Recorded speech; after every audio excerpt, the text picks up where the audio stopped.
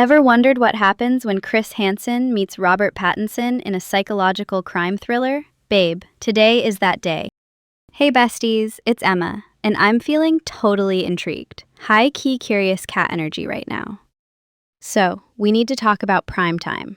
It's an upcoming American biographical psychological crime thriller from A24, that indie studio that loves bold, artsy choices. The director is Lance Oppenheim, making his first narrative feature after directing documentaries. The story goes behind the origins of To Catch a Predator, that TV segment where host Chris Hansen confronted would-be child predators on camera. It premieres at Venice this fall in the main competition for the Golden Lion, then hits US theaters in September. The vibes are prestige, tense, and messy in a good way.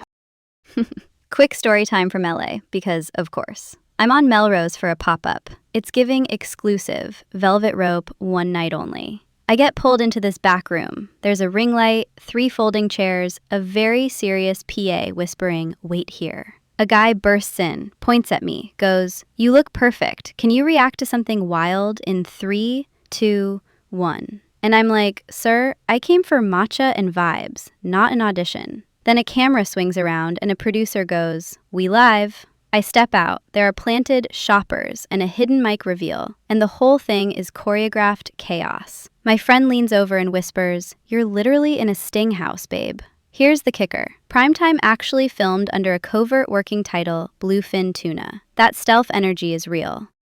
Okay, let's move on. What even is a biographical psychological crime thriller? Biographical means it's rooted in real people. Psychological crime thriller means the plot deals with criminal behavior, but the focus is on mind games, guilt, power, and the way pressure messes with your head. So Primetime isn't just cops and handcuffs. It's producers, ethics, and everyone sweating under studio lights wondering, did we go too far? ELI 5 version. Imagine a true story told like a high-stakes reality show, but with award-season cinematography and a conscience. Context check. To Catch a Predator was a TV news segment where Chris Hansen, a journalist host, confronted adults who thought they were meeting a minor. They used a sting house, basically a setup location, with decoys, cameras, and law-adjacent coordination. It blew up the 2000s. Huge ratings, massive controversy, conversations about public safety versus humiliation on Primetime. That impact is why a movie like this matters. It's not nostalgia, it's a post-mortem.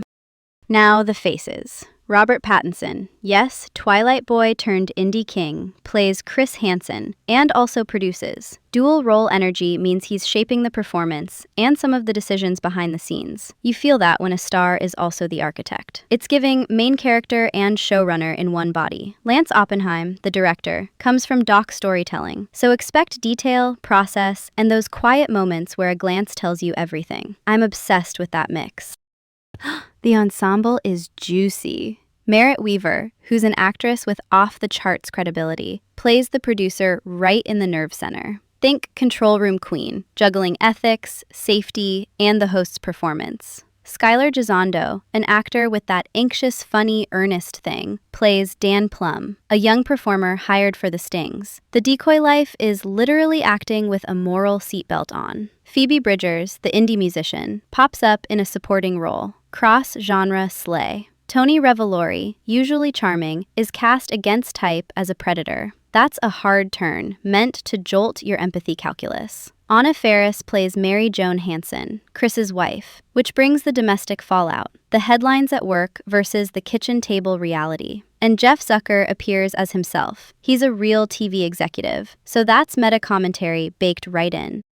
Behind the scenes, A24 is financing and distributing, and they're known for auteur-forward projects. The score is by Ari Baluzian. Expect strings that ratchet your cortisol. Production started in early 2025 in New Orleans on a quick, compact schedule and wrapped by spring. That tight shoot tells me the script was locked, the blocking precise, and the performances the centerpiece. It's Venice in competition this year. That's the Golden Lion conversation, babe, the top prize there. Then a US theatrical rollout in September. They're building buzz like a slow burn TikTok that actually has a plot.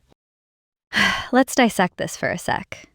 The big question is whether dramatizing sting operations is public service or sensationalism. The premise is a pressure cooker. Crews in a house, decoys texting, a doorbell, a reveal, an arrest nearby, and millions watching. There's a real safety upside if predators are deterred. There's also a due process downside if the line between journalism and entertainment gets blurry. My take? It can be both. Good intentions plus ratings math equals ethical Jenga. If Primetime shows the producers sweating the protocols, the legal walls, the second guessing at 2 a.m., that's journalism about journalism, teachable, necessary. If it leans on humiliation beats, that's cheap. I want the showrunner's ulcer, not just the perp walk. I keep thinking about being in their shoes. You're Chris Hansen, a public-facing journalist with a brand that depends on composure, a cop-adjacent vibe, but you're not a cop. One wrong question, one safety slip, you could tank a case or traumatize someone on camera. Or you're Merritt Weaver's character, the producer. If you miss a walkie cue, someone could get hurt. That adrenaline is addictive and awful. Hollywood loves that moral hangover, and frankly, so do I when it's honest. Pop culture resonance time. To Catch a Predator lives rent-free in the 2000s memory palace.